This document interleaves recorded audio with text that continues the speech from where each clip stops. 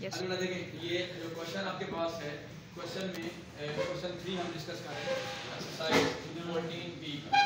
इसमें मेरा देखें, this is known as universal set. इस जो सिंबल है इसको हम यूनिवर्सल सेट पढ़ते हैं। ठीक है जी, यूनिवर्सल सेट वो होता है कि जितने भी सेट डिस्कस हो रहे होते हैं उनमें सबसे जो बड़ा सेट होता है उसको हम यूनिवर्सल सेट कहते हैं। और लास्ट मैंने एग्जाम्पल दी थी फॉर एग्जाम्पल जहाँ पे हम अहमद ब्लॉक में हैं, जो हमारा कैम्ब्रिज ब्लॉक है, उस कैम्ब्रिज ब्लॉक के अंदर आपके पास मुख्तलिफ क्लासेस हैं, जैसे P1 है, P2 है, C1 है, C2 है। तो आपके पास जो है जो P1 एक सेट बन जाएगा, एक क्लास जो है P2 एक सेट बन जाएगा, और जो यूनिवर्सल सेट होगा that will be the Cambridge block. जो ओ लेवल ब्लॉक है, जो कैम्ब्रिज ब्लॉक है, या जो अहमद ब्लॉक हम उसे कहते हैं, नाम देते हैं, तो वो आपका यूनिवर्सल सेट बनेगा। आप देखिएगा बेटा, इसमें पहला पार्ट है कि आपने ए है उसको अपने नोट भी करना है, this is known as descriptive form. तो जो आपका इसका आंसर बनेगा prime numbers. Prime number are the दो numbers who have only two factors which can, or you can say that which can be divided by 1 and itself. Okay, so two factors means में prime number 2 3 5 7 आपके पास आएंगे, तो ये इसका answer आ जाएगा। Next है जी even numbers. Even numbers are those numbers which can be divided completely divided by 2. तो even numbers from the universal से एक चीज ध्यान में रखिएगा कि यूनिवर्सल से ज्यादा आपने एलिमेंट्स नहीं लिखने। इसमें लिखिएगा 2 4 6 8 और 10, that will be the universal even numbers. Next one is the multiples of 5. Multiple of 5 means those numbers which can be divided exactly by the 5, okay, or which numbers which are exist in the table of the 5. So 5 1 are 5 and 5 to the 10. अब देखिएगा 5 से 15 भी होता है, 20 भी होता है, लेकिन हमने यूनिवर्सल से बाहर नहीं जाना, हमने वही एलिमेंट्स लेने हैं जो यूनिवर्सल में होंगे। नेक्स्ट पे आ जाए ए कम्प्लीमेंट। जो A this is known as A complement को पढ़ेंगे, और ए कम्प्लीमेंट के लिए ए की पावर के ऊपर डैश भी लगा दें, और कहीं पे आपके पास ए रेज टू पावर सी भी लगाते हैं, स्मॉल।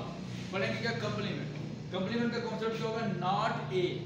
नॉट ए मीन्स कि वो एलिमेंट्स जो ए में है वो नहीं लिखने, जो बाकी एलिमेंट्स हैं यूनिवर्सल सेट से वो हम लिखेंगे। तो नॉट ए मीन्स 1 4 6 8 9 और 10, that will be the answer. Next है जी B complement. B complement means not B. अगर आप क्वेश्चन कर रहे हैं तो आप लिख लेते हैं तो नॉट बी, इसका मतलब वो भी ठीक है, कॉन्सेप्ट बनाने के लिए है जी। नॉट बी मीन्स, अब बी को देखिएगा, बी नंबर्स हैं, इवन नंबर्स हैं, तो नॉट बी मीन्स 1 3 5 7 एंड 9, ये आपका आंसर आ जाएगा। लेकिन हम किसको अप्लाई कर रहे हैं, देख फिर वही यूनिवर्सल सेट को ही गए। नॉट और सी कम्प्लीमेंट मीन्स नॉट सी। सी के एलिमेंट में कौन कौन सा आ रहा है जी, 5 और 10 है, इसके अलावा कौन कौन से एलिमेंट आएंगे, 1 2 3 4 6 7 8 और 9, तो ये आपके पास इसका आंसर आ जाएगा। क्लियर है जी। उसके बाद देखिए क्वेश्चन नंबर 4 पे आते हैं। तो क्वेश्चन 4 में आपके एक डायग्राम बनी हुई है, जैसे रेक्टेंगुलर फॉर्म, जो बल्ब है उसको यूनिवर्सल सेट को जो है वो रेक्टेंगल से शो करते हैं, उसके अंदर जो सेट बना होता है इसको हम सर्कल में यूज करते हैं, या सर्कल में भी लिखते हैं या ओवल में भी लिखते हैं। ठीक हो गया। अब देखिएगा इसमें कॉन्सेप्ट क्या है, लिस्ट द एलिमेंट्स ऑफ ए। जो ए में आ रहे हैं वो आपके पास ये कैट है, डॉग है, और क्या आ रहा है जी, माउस। तो ये आपके पास सेट बन जाएगा। और एक इंपॉर्टेंट चीज़ है कि ब्रैकेट आपने लाजमी अप्लाई करनी है, ब्रैकेट के बगैर सेट नहीं बनेगा। अगर आपने ब्रैकेट नहीं अप्लाई की, फॉर एग्जाम्पल आपने ये एलिमेंट्स लिखे हुए हैं, नंबर्स लिखे हुए हैं, लेकिन ब्रैकेट नहीं लगाई हुई तो वो नंबर्स होंगे, लेकिन ब्रैकेट यूज करेंगे तो that will be the set. हाँ जी। अब नेक्स्ट है जी यूनिवर्सल सेट। यूनिवर्सल सेट में क्या होगा, जितने भी एलिमेंट्स हैं, क्या वो ए में हैं या ए के अलावा है, वो सारे आ जाएंगे। That will be cat, dog, mouse, tiger and lion, ये आपके पास सारे आ गए। ठीक है। और वो कुछ जानवर जो आपके दिमाग में हैं वो क्योंकि यहाँ पे नहीं लिखे हुए, हमने यहाँ पे वो नोट नहीं किए हुए। ठीक है जी। तो जो यहाँ पे लिखे होंगे तो हमने सिर्फ वही लिखे हैं। बात चलिए नेक्स्ट बता जी, list of A complement. A complement means फिर वही बात कि नॉट ए। अब नॉट ए अगर आप डायग्राम से देखते हैं तो डायग्राम में ये बेटा ए के एलिमेंट्स हैं जो ए के अलावा हैं। ठीक है जी। वो कौन कौन से हैं, आपके पास टाइगर है and next one is the lion, तो वो आपके पास ए कम्प्लीमेंट में आ जाएंगे। That will be the answer of that. Same मैंने क्वेश्चन सेलेक्ट किया हुआ है, क्वेश्चन नंबर 8, क्योंकि इसका कॉन्सेप्ट भी और इसका कॉन्सेप्ट भी सेम आ रहा है। यहाँ पे देखिएगा दो सेट्स दिए हुए हैं, एक आउटर सेट है और उसके अंदर एक इनर सेट बना हुआ है। क्लियर होगी बात ये? अब यहाँ पे उसने कहा है लिस्ट ए के एलिमेंट बताने हैं, तो एक में आपके पास आ रहा है, आपके पास एस टी और यू, आपने कॉमा लगाना है, तो ये एलिमेंट्स आ रहे हैं। बी में कौन कौन से आ रहे हैं? अब देखिएगा बी जो है इसका एक लार्जर सेट है, इसको हम सबसेट का कॉन्सेप्ट देते हैं, ठीक है। ये सबसेट है और एक सुपर सेट है, this one is the super set. तो जो इसके एलिमेंट उसके अंदर मौजूद हैं, तो जब आप बी का सेट लिखेंगे तो बी में वो एलिमेंट जो ए में है वो भी आ जाएंगे, और वो एलिमेंट जो ए के अलावा हैं, दैट इज आपके पास है जी एक्स वाई है, डब्ल्यू है जी, वी है और जेड है, तो ये भी है। अगर आप अरेंजमेंट के साथ लिख लेते हैं तब भी ठीक है, अगर आपने ऑर्डर के साथ नहीं लिखा होगा लेकिन सारे एलिमेंट लिखे हुए हैं तब भी वो ठीक होगा।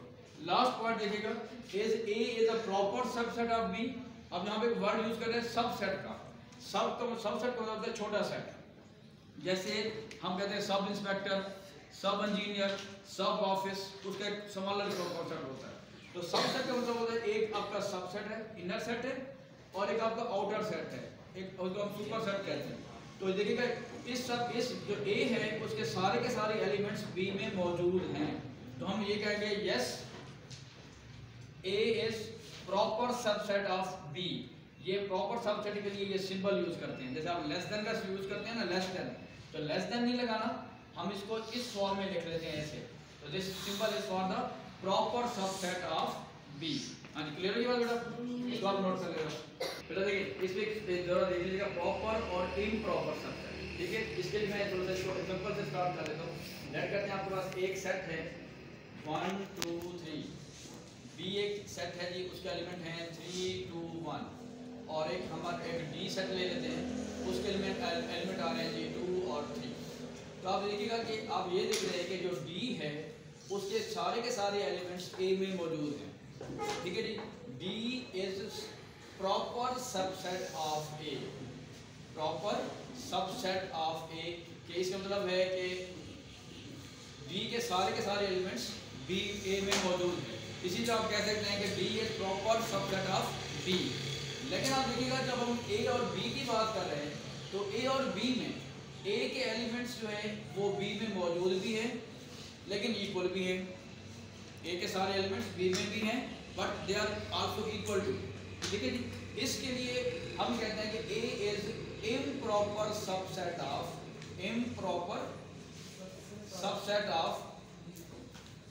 बी।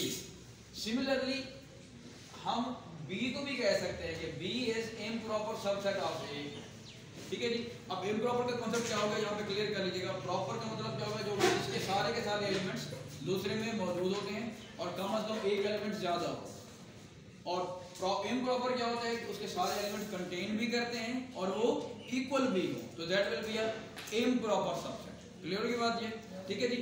तो एक जब ये दोनों चीज यूज करते हैं, लेकिन अगर आपके पास कोई क्वेश्चन ऐसे आ जाए जिसमें वो प्रॉपर या इम्प्रॉपर सबसेट की बात नहीं कर रहा, उसके लिए हम सबसेट के लिए भी यही सिंबल इस्तेमाल कर लेते हैं, सबसेट के लिए यही वाला सिंबल इस्तेमाल करें। क्लियर है की बात ये। इसको मैं ब्रैकेट को उड़ा देता हूँ क्योंकि ये सेट नहीं है, एक सिर्फ बताने के लिए मैंने लिखा है। क्लियर है की बात बेटा? ठीक है जी।